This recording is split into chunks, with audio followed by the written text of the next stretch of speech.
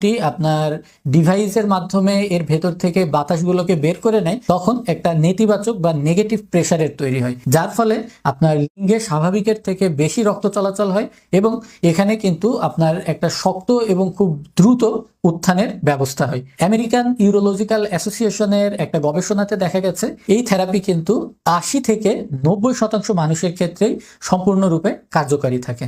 এই ডিভাইসটি কিন্তু আপনার পিনাইল টিস্যুকে সুরক্ষিত রাখবে। এটি সম্পূর্ণরূপে কেমিক্যাল বা মেডিসিন মুক্ত একটা পদ্ধতি হবার কারণে কিন্তু ব্যবহারের পার্শ্ব প্রতিক্রিয়া থাকছে না।